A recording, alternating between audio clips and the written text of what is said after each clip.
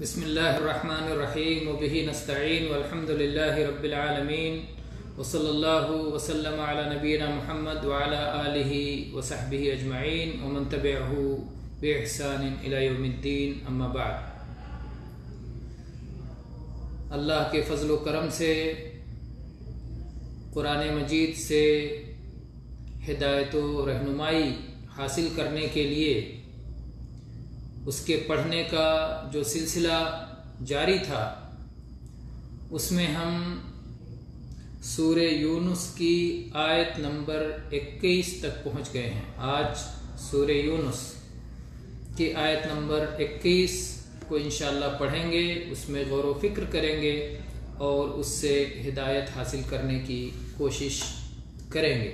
اللہ تبارک و تعالیٰ سے دعا ہے کہ اللہ تبارک و تعالیٰ قرآن پاک کو ہمارے لیے حجت بنائے اور ہماری دنیا اور آخرت کی سعادت اور نجات کا ذریعہ بنائے۔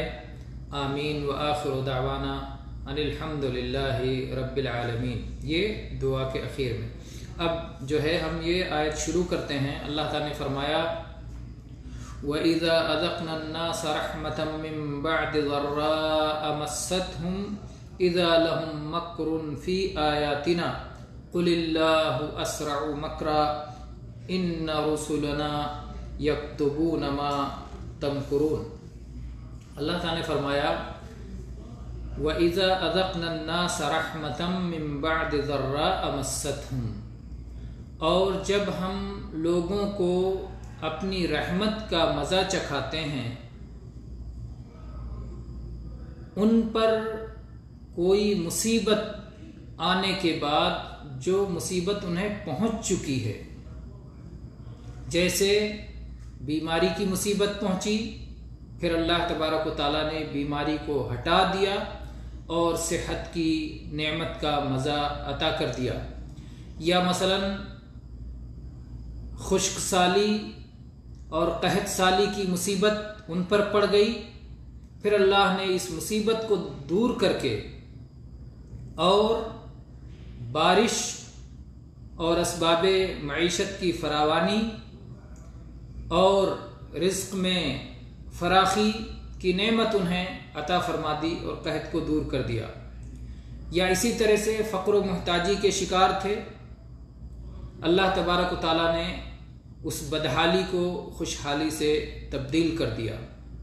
اسی طرح سے کوئی بھی مصیبت، کوئی بھی ضرر، کوئی بھی نقصان، کوئی بھی تکلیف، کوئی بھی دکھ درد ان کو پہنچی، اور پھر اس دکھ درد کو ہٹا کر کے، اس مصیبت کو ختم کر کے، اس آفت اور بلا کو ٹال کر کے اللہ تبارک و تعالیٰ نے جب انہیں رحمت عطا کر دی، تو اس کا تقاضا کیا تھا کہ اللہ کے شکر گزار ہوتے، اللہ تبارک و تعالیٰ کی اس نعمت کی قدر کرتے، اللہ تعالیٰ کی توحید پر چلتے۔ لیکن اللہ تعالیٰ بتا رہا ہے کہ یہ کفار، یہ مشرکین اور یہ ناشکرے کیا کرتے ہیں۔ عموماً انسان کی ایسی صورت میں کیفیت کیا ہوتی ہے؟ اللہ نے بتایا اذا لهم مکر فی آیاتنا، تو ہوتا یہ ہے کہ یہ ہماری آیات کے سلسلے میں چال بازیاں کرنے لگتے ہیں۔ اللہ کا حکم ان کے پاس موجود ہوتا ہے، اللہ کی آیت آئی ہوئی ہوتی ہے، اللہ کی تعلیمات ہوتی ہیں، لیکن اس پر سیدھے سیدھے چلنے کے بجائے اس میں حیلے بازی، اس میں مکر و فریب اور اس میں ناشکری کا رویہ اپنانے لگتے ہیں۔ اللہ تعالیٰ نے فرمایا قل اللہ اسرع مکرا، ان سے کہہ دو کہ اللہ تبارک و تعالیٰ چال چلنے میں تم سے زیادہ تیز ہے۔ تم چال چل رہے ہو، اللہ تعالیٰ چال چلنے میں تم سے زیادہ تیز ہے۔ یہ اللہ تبارک و تعالیٰ کی ایک صفت بیان کی گئی، صفت مکر۔ کوئی بھی صفت جس میں نقص کا پہلو ہو انفرادی طور پر، لیکن مقابلہ میں اس میں نقص نہیں بلکہ کمال ہوتا ہے، تو اس کو مقابلہ ہی میں استعمال کیا جائے گا بلا مقابلہ اللہ کے لیے ایسی صفات نہیں بولی جائیں گی۔ اللہ تبارک و تعالیٰ کے لیے جب یہ کہا گیا کہ تم چال چلتے ہو، اللہ کی چال تمہاری چال سے زیادہ تیز ہے، تم تدبیریں کرتے ہو، اللہ تعالیٰ کی خفیہ تدبیر، مکر عربی میں خفیہ تدبیر کو کہتے ہیں، اللہ تعالیٰ کی خفیہ تدبیر تم سے زیادہ تیز ہے۔ اللہ تبارک و تعالیٰ اگر چاہے گا تو اس تمہاری چال کی اور مکر کی تمہیں فوری سزا دے گا، اور اگر اللہ تبارک و تعالیٰ چاہے گا تو تمہیں ڈھیل دے گا اپنی حکمت کے مطابق، اور پھر تمہاری گرفت کرے گا اور تمہیں سخت سزا دے گا۔ تو اللہ کی چال سے اپنے آپ کو مأمون اور محفوظ نہ سمجھو، بلکہ مصیبت میں تھے تو مصیبت میں تو عام طور پہ حالت و کیفیت کیا ہوتی ہے، اگلی آیت میں بھی اس کا بیان آئے گا، پیچھے بھی اس کا بیان آ چکا ہے پچھلی آیات میں، کہ جب انسان مصیبت میں پھنستا ہے تو اللہ کو یاد کرتا ہے۔ عام طور پر جب گھیرا تنگ ہو جاتا ہے، جب مصیبت میں پھنس جاتا ہے تو سب کو بھول کر ایک اللہ کو یاد کرتا ہے۔ بہت بد نصیب ہیں وہ لوگ جو مصیبت میں بھی اللہ کو یاد نہ کریں۔ تو یہ صورتحال ہوتی ہے، لیکن جب مصیبت ٹل جاتی ہے تو پھر اللہ کو بھول جاتے ہیں، اسباب کو ہی سب کچھ سمجھنے لگتے ہیں، اور یا پھر اللہ کے ساتھ غیر اللہ کو، اس کے بندوں کو، اس کی مخلوقات کو شریک کرنے لگتے ہیں۔ اللہ تعالیٰ نے فرمایا کہ اللہ تعالیٰ کی چال تمہاری چال سے زیادہ تیز ہے، اور جو تم چال بازی کرو گے اپنی چال بازی میں تم خود شکار ہوگے، اور تمہارے ہی اوپر پلٹ کے آئے گا، اور اس کی سزا تم پاؤ گے۔ اور اللہ تعالیٰ نے کہا ان رسولنا یکتبون ما تمکرون، ہمارے رسول، ہمارے قاصد، ہمارے فرشتے اس چیز کو لکھ رہے ہیں جو تم مکر کر رہے ہو، جو تم مکاری کر رہے ہو، جو چال بازی کر رہے ہو، وہ سب ہمارے فرشتے لکھ رہے ہیں۔ تو اس میں اللہ تبارک و تعالیٰ نے انسان کی کیفیت بتائی کہ کس طرح سے مصیبت کے وقت میں وہ اللہ کو یاد کرتا ہے، اور مصیبت ختم ہوتے ہی، نعمت پاتے ہی کیسے ہی وہ ناشکرا بن جاتا ہے۔ اچھے اور خوش قسمت انسان وہ ہیں، اور نیک لوگ وہ ہیں جو کہ نعمت پانے پر نعمت کی قدر کریں اور اللہ تبارک و تعالیٰ کے شکر گزار بندے بن کر رہیں۔ اس کے بعد میں اللہ تبارک و تعالیٰ نے فرمایا هو الذی یسیرکم فی البر والبحر حتی اذا کنتم فی الفلک وجرین بهم بریح طیبہ وفرحوا بها جاءتها ریح عاصف وجاءهم الموج من كل مكان وظنوا انهم احيط بهم دعوا الله مخلصين له الدين لئن انجيتنا من هذه لنكونن من الشاکرین۔ اللہ نے فرمایا هو الذی یسیرکم فی البر والبحر، وہی اللہ ہے جو تمہیں چلاتا ہے خشکی میں اور تری میں، جو تمہیں چلاتا ہے خشکی اور تری میں، خشکی کو اور تری کو اس لائق بنا دیا، اور تمہیں اس لائق بنا دیا کہ تم اس پر چل سکو۔ تو وہ تمہیں چلاتا ہے، چلنے کی توفیق دیتا ہے، چلنے کی قوت دیتا ہے، ایسی سوجھ بوجھ سے نوازتا ہے جس سوجھ بوجھ کی بنیاد پر تم خشکی اور تری میں چلنے والی سواریاں بناؤ، اور پھر ان سواریوں کو اپنے لیے استعمال کرو۔ تو اگر تم خشکی پہ کسی سواری سے چلتے ہو یا سمندر میں کسی سواری سے چلتے ہو، تو یہ اللہ تبارک و تعالیٰ ہی تمہیں چلا رہا ہے، اسی کی توفیق ہے اور اسی کی دی ہوئی طاقت ہے۔ لا حول ولا قوت الا باللہ۔ تو اللہ نے فرمایا وہی اللہ ہے جو تمہیں چلاتا ہے خشکی میں اور تری میں، زمین پر اور دریاؤں میں، حتی اذا کنتم فی الفلک، اور اس وقت جب تم کشتی میں ہوتے ہو، پانی کی کشتی میں ہوتے ہو، پانی کے جہاز میں ہوتے ہو، وجرین بہم بریح طیبہ، اور موافق ہوا کے ساتھ، عمدہ ہوا کے ساتھ وہ کشتیاں چلنے لگتی ہیں، وفرحوا بہا، اور کشتی کے سوار اس پر خوش ہو جاتے ہیں، مگن ہو جاتے ہیں، تو پہلے بادبانی کشتیاں ہوتی تھیں اور ان پر پردے لگا دیے جاتے تھے. جب موافق ہوا چلتی تھی، جس سمت کو جانا ہوتا تھا اسی کے اعتبار سے ہوا چلتی تھی، تو کشتیاں اس ہوا کی بنیاد پر چلتی رہتی تھیں اور آگے بڑھتی رہتی تھیں. تو جب ہوا اپنے موافق ہوتی تھی اور کشتی اس رخ پر تیزی کے ساتھ چلنے لگتی تھی تو کشتی کے سوار خوش ہوتے تھے، مگن ہوتے تھے. اور اگر ایسی صورتحال ہو گئی کہ خوش ہونے کے بعد اور کشتی چلنے کے بعد سب کچھ ٹھیک ٹھاک چل رہا ہے کہ اچانک جاءتھا ریح عاصف، اچانک تیز و تند ہوا چل پڑے، آندھی آ جائے، تو کیا ہوتا ہے؟ وَجَاءَهُمُ الْمَوْجُ مِنْ كُلِّ مَكَانٍ، اور ہر جانب سے اونچی اونچی موجیں اٹھنے لگے. جو عمدہ اور موافق ہوا تھی وہ ختم ہو گئی اور اس کے بعد میں آندھیاں چلنے لگی اور اونچی اونچی موجیں ہر جانب سے آنے لگی.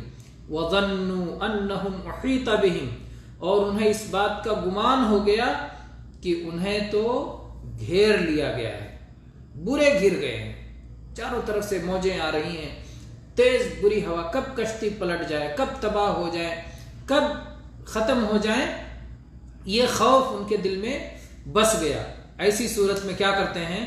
اللہ تعالیٰ نے ایک نقشہ کھینچا، ایک منظر بتایا کہ یہ منظر ہے، کشتی دریا میں جا رہی ہے، ہوائیں موافق ہیں، خوش ہیں کہ منزل کی طرف بڑھ رہے ہیں، صورتحال بالکل ٹھیک ٹھاک ہے کہ اچانک یہ صورتحال تبدیل ہوتی ہے، منظر بدلتا ہے، آندھی چلنے لگتی ہے اور چاروں طرف سے موجیں اٹھ اٹھ کے آنے لگتی ہیں اور پورا یقین ہو جاتا ہے کہ بری طرح گر چکے ہیں، اب نجات کی کوئی صورت نہیں ہے. یہ کشتی جس پر ہم سوار ہیں یہ ہمیں نجات نہیں دے سکتی، یہ دریا جس میں ہم جا رہے ہیں دریا ہی کے اندر ڈوب جائیں گے، اب دریا پار نہیں کر سکتے. جب ایسی صورت ہو جاتی ہے تو انسان کیا کرتا ہے؟ دعوا اللہ مخلصین لہ الدین، تو پھر وہ اللہ کو پکارتا ہے. یہ کشتی کے سوار اللہ کو پکارتے ہیں اور اپنی ساری اطاعت کو، اپنے سارے دین کو، اپنی ساری عبادت کو، اپنی ساری دعاؤں کو اخلاص کے ساتھ اللہ کے سامنے پیش کرتے ہیں، اللہ کو یاد کرتے ہیں، زمین و آسمان کے اس اکیلے پیدا کرنے والے رب کو یاد کرتے ہیں، پروردگار کو یاد کرتے ہیں، اسے پکارتے ہیں کہ یا اللہ اب ہم ہر طرف سے گر چکے ہیں، اب صرف تو ہی بچا سکتا ہے، تو ہی نجات دے سکتا ہے. لئن انجیتنا من ہذہ لنکونن من الشاکرین، اور وہاں اللہ سے وعدہ بھی کرتے ہیں، جیسے کہ بہت سارے لوگ منتیں ماننے لگتے ہیں ایسی صورت میں کہ اگر ہم اس مصیبت سے بچ گئے تو یہ کریں گے، تو یہ کریں گے.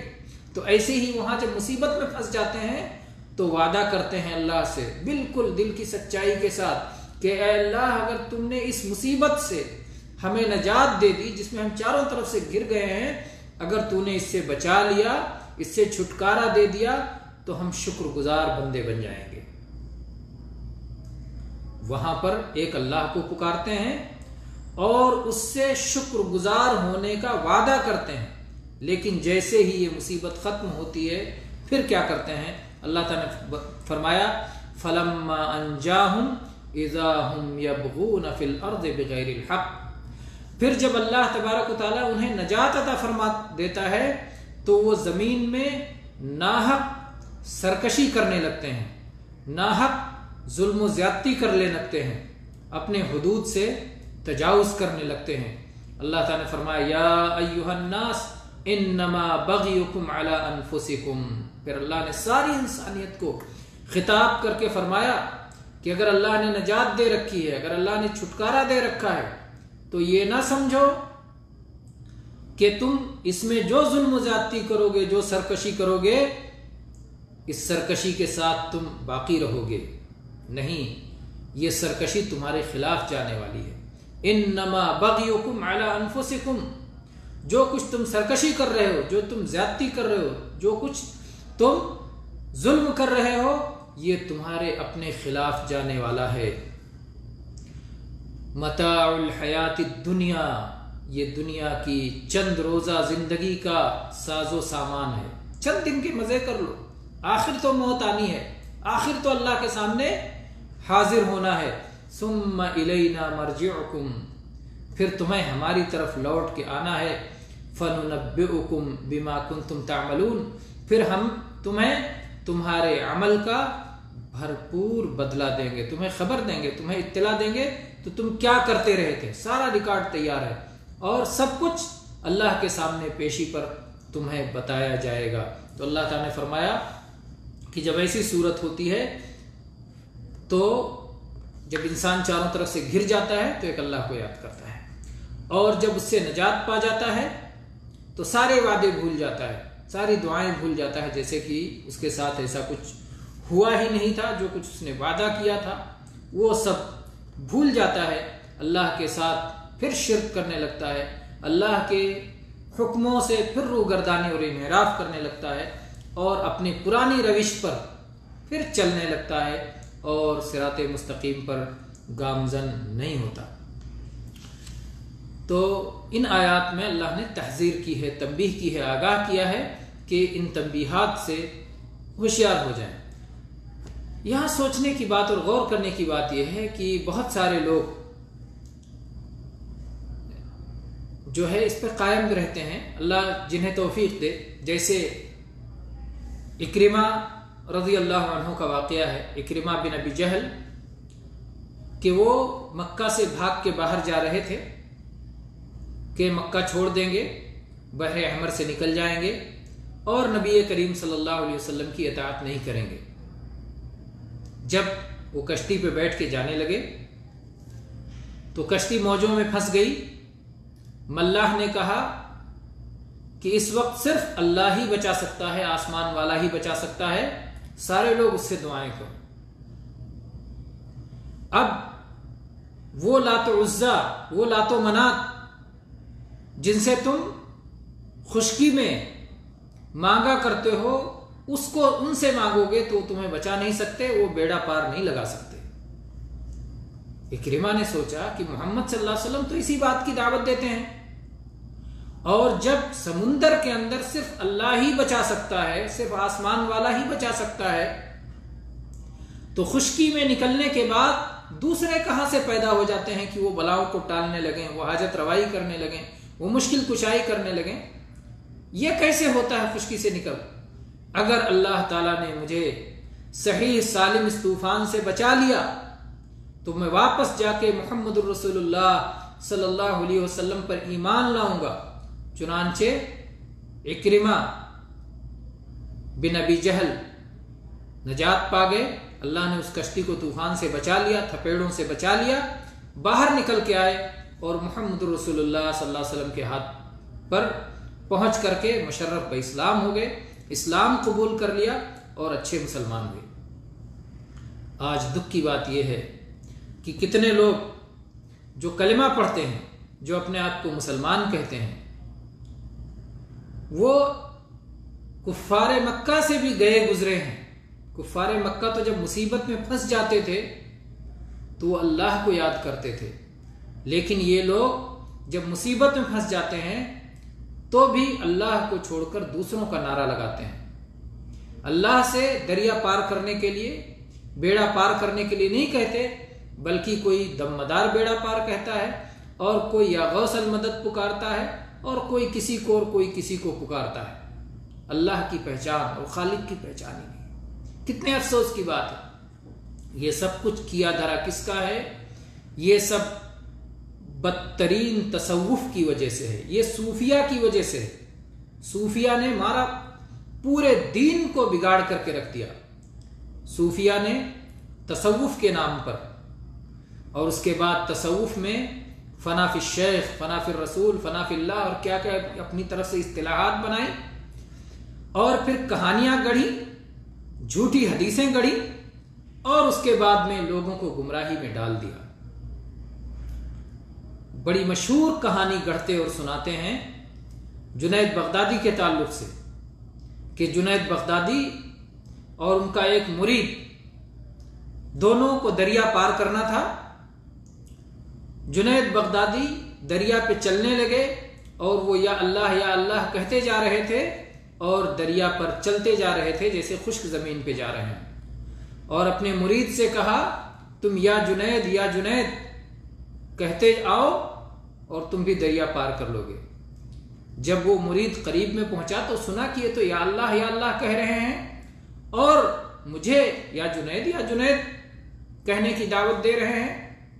چنانچہ راوی جس نے اس قصے کو گڑھا ہے، جو قصہ اپنی کتابوں میں لکھتے ہیں، وہ اس طرح لکھتے ہیں، وہ اس طرح کہتے ہیں کہ شیطان نے مرید کے دل میں وسوسہ ڈالا کہ وہ یا اللہ پکارے۔ اعوذ باللہ، اللہ کو پکارنا شیطانی وسوسہ، اعوذ باللہ۔ تصوف نے پورا دین کس طرح سے ملیا میٹ کر دیا، دین کا کس طرح سے قرآنی تعلیمات کو بالکل الٹ کر دیا، توحید کو کیسے شرک سے بدل دیا اور شرک کو ہی توحید قرار دے دیا۔ متصوفہ نے، صوفیوں نے پورا دین قبر پرستی میں لے جا کر کے شرک میں ڈبا دیا، توحید کو ہی ختم کر دیا۔ بہرحال کہتے ہیں کہ مرید نے کہنا شروع کیا یا اللہ اور غوطہ کھایا، ڈبکی لگایا۔ اس کے بعد میں پھر جب یا جنید بولنے لگا تو دوبارہ وہ پھر چلنے لگا۔ یہ بالکل جھوٹی کہانی ہے، اور اگر سچ ہو تو مطلب شیطان اپنے کندھے پہ اٹھا کے لے جا رہا تھا، کیونکہ شرک کروا رہا تھا اور وہ اپنے ساتھ جہنم میں لے جانے کے لیے یہ بندے تیار کر رہا تھا۔ اس نے تو وعدہ کر رکھا ہے اللہ تعالیٰ سے کہ میں ان کو توحید پہ چلنے نہیں دوں گا اور ان کو جنت میں جانے نہیں دوں گا۔ تو جب یہ جہنم میں جانے کے لیے شیطان کے ساتھ تیار ہے تو شیطان تھوڑی سی خدمت کر دیتا ہے۔ تو اگر یہی بات تھی، اگر یہ سچ ہے تو شیطان اپنے کندھے پہ بٹھا کے لے جا رہا تھا، اور اگر یہ جھوٹ ہے تو جھوٹ کے لیے کسی دلیل کی ضرورت نہیں ہے۔ بہرحال یہ کہانی گڑھتے ہیں، اس طرح اپنے مریدوں کو گمراہ کرتے ہیں۔ مرید کو کہتے ہیں کہ وہ اپنے پیر کا نام لے کر کے وہ پکارے۔ مرید ابھی اللہ تک نہیں پہنچا، اسے فنا فی الشیخ ہونا چاہیے، اسے اپنے پیر کے نام لے کر کے پکارنا چاہیے۔ اور اس سلسلے میں فارسی کے اشعار دلیل بناتے ہیں، صوفیہ کے اشعار کہتے ہیں مولانا رومی نے ایسا فرمایا اور ارے مولانا رومی یہ اللہ کے رسول تھے، قرآن میں اللہ نے کیا فرمایا اور رسول اللہ صلی اللہ علیہ وسلم نے کیا فرمایا، یہ سب وہ نہیں سکھاتے ہیں، صوفیہ سکھاتے ہیں مولانا رومی نے فرمایا۔ فارسی میں کیا فرمایا مولانا رومی نے؟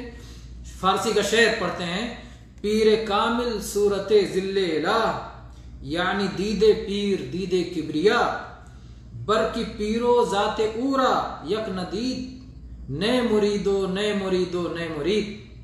فارسی شعر ہے، مطلب اس کا اس طرح بنتا ہے، پیر کامل، جو آدمی پیر کامل ہو، ذل الہ وہ اللہ کا سایہ ہوتا ہے۔ اعوذ باللہ، کامل پیر یہ اللہ کا سایہ ہوتا ہے۔ کون سی قرآن کی آیت میں ہے، کون سی حدیث میں؟ پورا دین تصوف تو منمانی ہے، قرآن و حدیث اور صحابہ کا تو طریقہ ہی نہیں ہے، اور نجات قرآن پاک میں، قرآن پاک کی تعلیمات کو اپنانے میں ہے، نبی صلی اللہ علیہ وسلم کی احادیث کو اپنانے میں ہے۔ منمانی خواہشات کے پیچھے چلنے میں نجات ہرگز نہیں ہے۔